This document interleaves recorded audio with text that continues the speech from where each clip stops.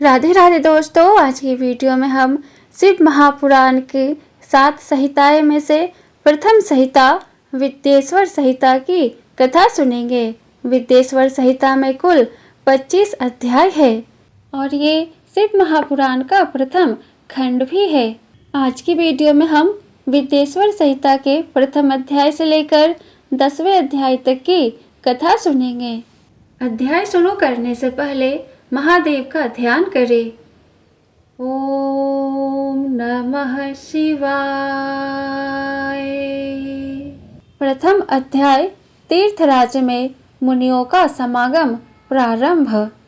श्री व्यास जी बोले, एक समय की बात है कि श्री गंगा जी तथा कालिंदी के संगम परम पावन प्रयागराज में सभी ऋषियों मुनियों का समागम हुआ। उस समय पौराणिक सूत जी वहां आए तो सभी ऋषि मुनियों ने उठकर उनका आदर सत्कार किया और यथा पूजन सत्कार करके आसन दिया और उनसे हाथ जोड़कर कहने लगे, हे मुनीश्वर, कलयुग में सभी प्राणी पाप ताप से पीड़ित होकर सत्कर्म से रहित, पर निंदक, पर स्त्रीगामी, दूसरे की हत्या करने वाले, देहाभिमानी, आत्मज्ञान रहित, नास्तिक, माता पिता से द्वेषी और स्त्रियों के दास हो जावेंगे।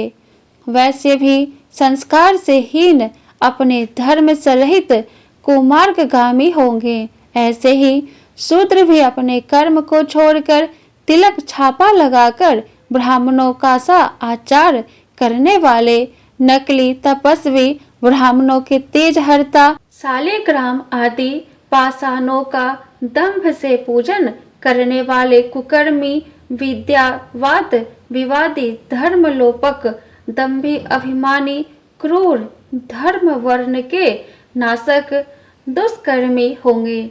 स्त्रियां भी धर्म से रहित हो जाएगी। वे तमोगुण वाली, पति से विमुख, यार के साथ रहने वाली, माता पिता की भक्ति से रहित, नित्य रुग्ना रहा करेगी। तब उनकी नष्ट बुद्धि संतानों की दशा भी क्या होगी? वे सद्गति को किस उपाय से प्राप्त होंगे? अतः इस दुख से निवारण कराने वाला कोई सरल उपाय बताइए। मुनियों की ये बात सुनकर सूत जी शंकर जी का ध्यान करके कहने लगे। इति विद्येश्वर संहिता प्रथम अध्याय संपूर्ण। बोलो शिव शंकर भगवान की जय। द्वितीय अध्याय श्री शिव पुराण की संहिताओं के भेद प्रारंभ। सूत जी बोले, हे मुनीश्वरों, आपने लोक हितकारी उत्तम प्रश्न किया है। कली के पापों का नाश करने वाला परमार्थदायक यह शिव पुराण वेदांत का भी सर्वस्व है, जिसके पढ़ने सुनने से मुक्ति पद की प्राप्ति होती है। व्यास के द्वारा कहे गए इस पुराण का बहुत ही महत्व है। व्यास जी का कथन है कि इस शिव पुराण का एक या आधा श्लोक भी कोई पढ़ेगा तो पाप से छूट जाएगा और सावधानी से पूरा पाठ करेगा तो जीवन मुक्त हो जाएगा। इसके अनुसार आचरण करने वाला तो एक एक अश्वमेघ यज्ञ का फल प्राप्त करता है। शिव जी ने इस सुधा को स्वयं उपनिषद रूपी समुद्र से मंथन करके निकाला है। अतः जो कोई इसका पान करेगा वह अमर हो जाएगा। इसमें धर्म, अर्थ, काम और मोक्ष चारों पदार्थों का विवेचन है, उनकी प्राप्ति के उपाय है तथा शिव जी की लीला और सभी ज्ञान विज्ञान है। शिव जी ने इसे पहले 1,00,000 श्लोकों का बनाया था।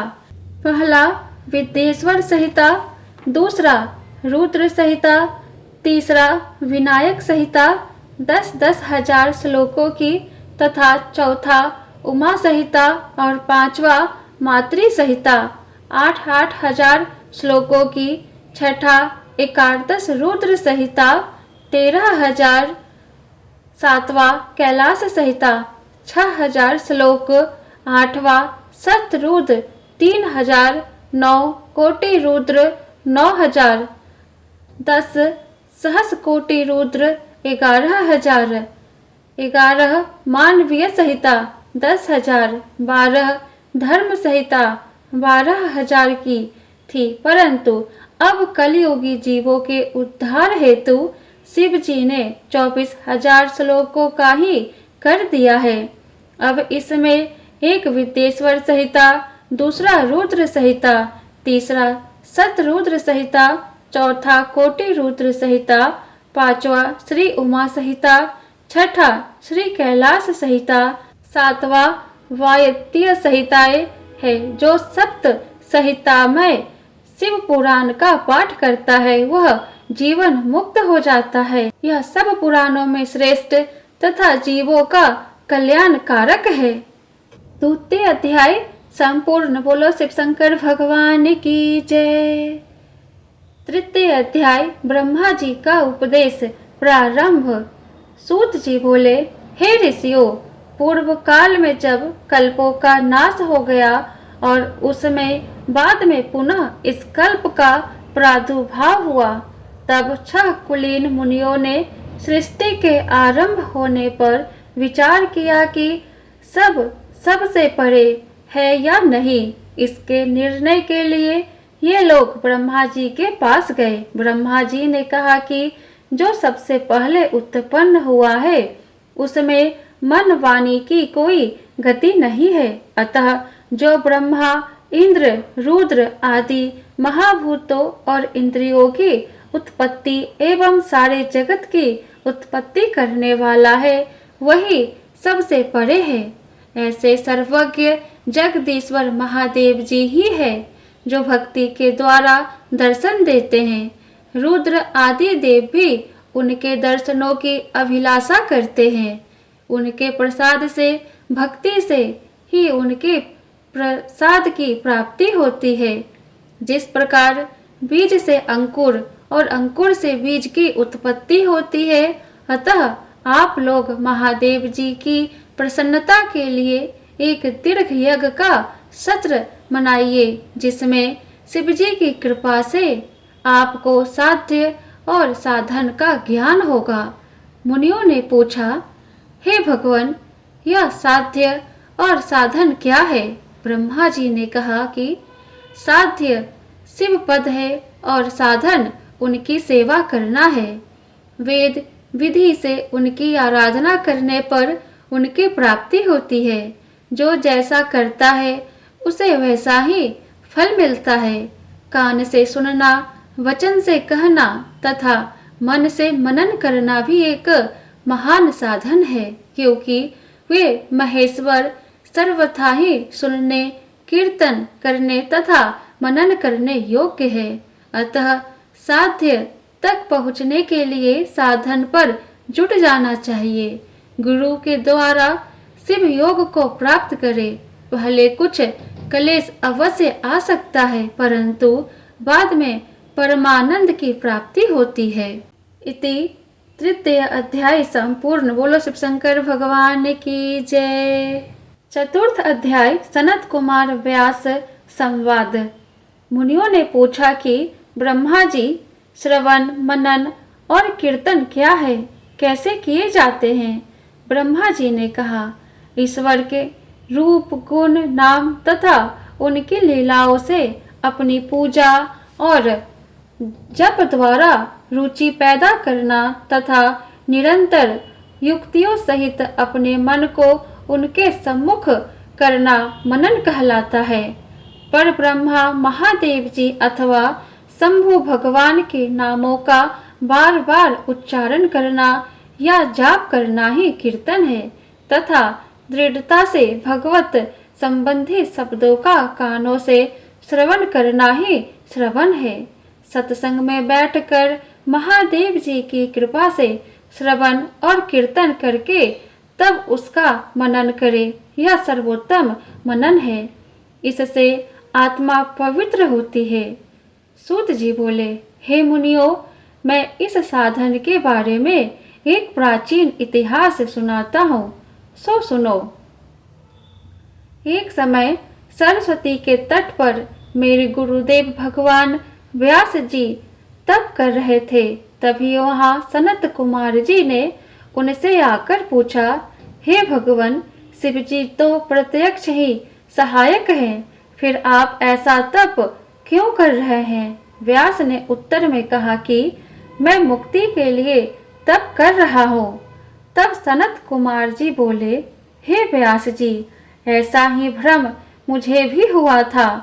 इसी प्रकार मैंने भी मुक्ति के लिए मद्राचल पर तप किया था।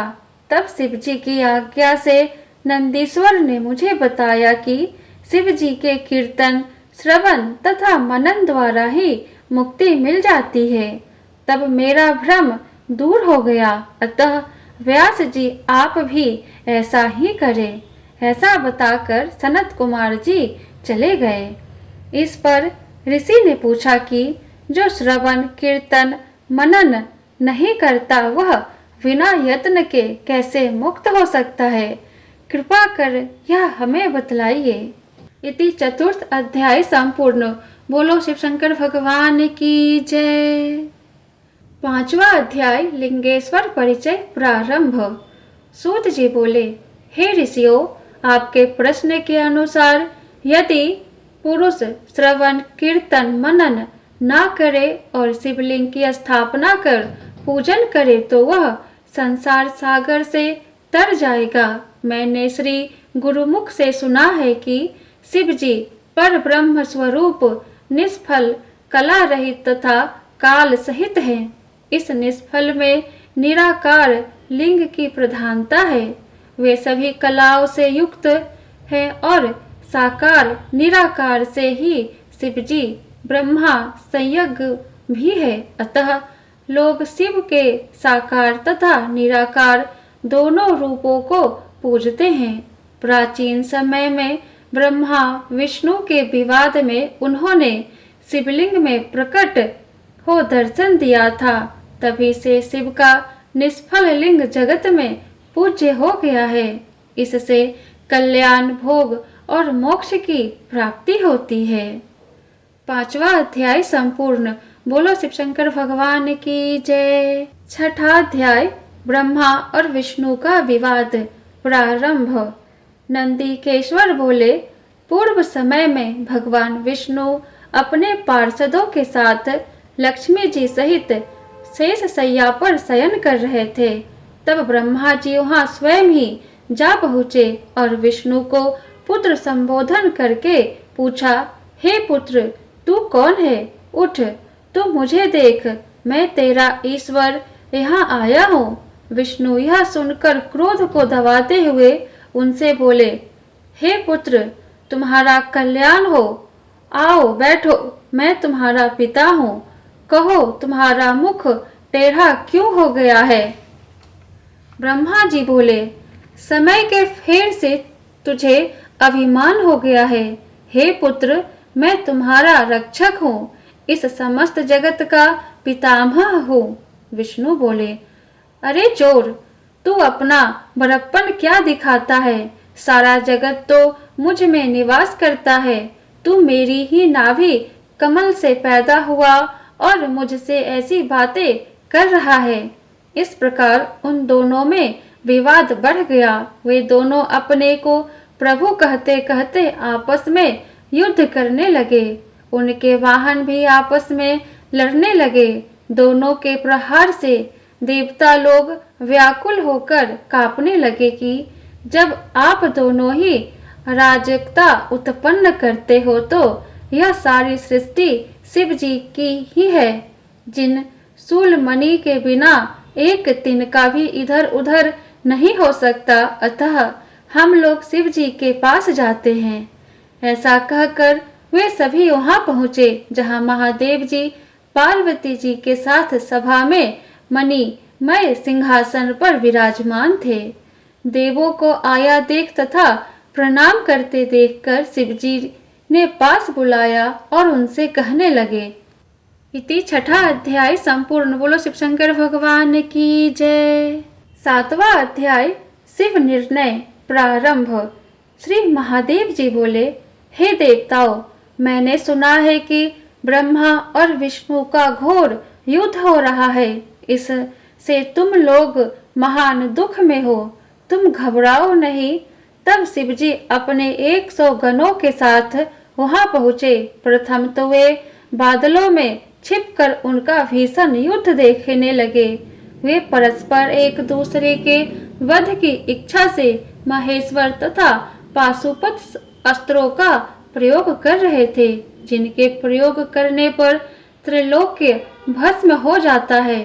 इस प्रलय के वातावरण को देख निष्फल शिव दोनों के बीच में जाकर एक तेजोमय अग्नि के समान चमकते हुए स्तंभ के रूप में प्रकट हुए। फिर तो उस महातेज वाले स्तंभ को देख दोनों विस्मय में पड़ गए। अस्त्र शस्त्र सभी शांत पड़ गए। दोनों बोले, यह इंद्र यातीत अग्नि स्वरूप स्तंभ क्या है? हमें इसका पता लगाना चाहिए। यह सोचकर दोनों वीर शीघ्रता से चल पड़े। विष्णु जी शुक्र का रूप धारण करके पाताल में बहुत दूर तक गए और ब्रह्मा जी हंस का रूप बनाकर ऊपर आकाश में गए, परंतु दोनों को उस प्रकाशमय लिंग स्वरूप का छोर नहीं मिला। आकाश में एक केतकी का फूल ब्रह्मा जी ने देखा और उसे तोड़कर ले आए। उन्हें यह निश्चय हो गया कि मैंने स्तंभ का छोर पा लिया है। वे केतकी के फूल को लेकर विष्णु के पास लौट आए। विष्णु भगवान ने उनके पैर पकड़ लिए। ब्रह्मा के इस छल को जानकर शिवजी उसी क्षण प्रकट हुए। विष्णु भगवान ने उनके चरण पकड़ प्रणाम किया। विष्णु की इस महानता से भगवान शिव बहुत ही प्रसन्न हुए। उन्होंने प्रसन्न होकर उनकी सत्यवादिता की प्रशंसा की और अपनी समता प्रदान की। इति 7वां अध्याय संपूर्ण। बोलो शिव शंकर भगवान की जय। 8वां अध्याय ब्रह्मा का अभिमान भंग। प्रारंभ। श्री नंदीकेश्वर बोले, इसके बाद महादेव जी ने अपनी भवों के मध्य से भैरव को प्रकट किया। उसने सामने खड़े होकर भगवान से आज्ञा मांगी कि मैं क्या सेवा करूं। शिवजी ने ब्रह्मा पर क्रोध करते हुए उससे कहा कि तुम लपाती तलवार से ब्रह्मा की पूजा करो। शिव की आज्ञा पाते ही भैरव ने ब्रह्मा के केशों को पकड़ लिया। ब्रह्मा थर थर कांपने लगा। भैरव ने शीघ्र ही झूठ बोलने वाला 5वां सिर काट डाला और सिरों को काटने के लिए जैसे ही भैरव तैयार हुए तैसे ही ब्रह्मा जी उनके चरणों में गिर पड़े।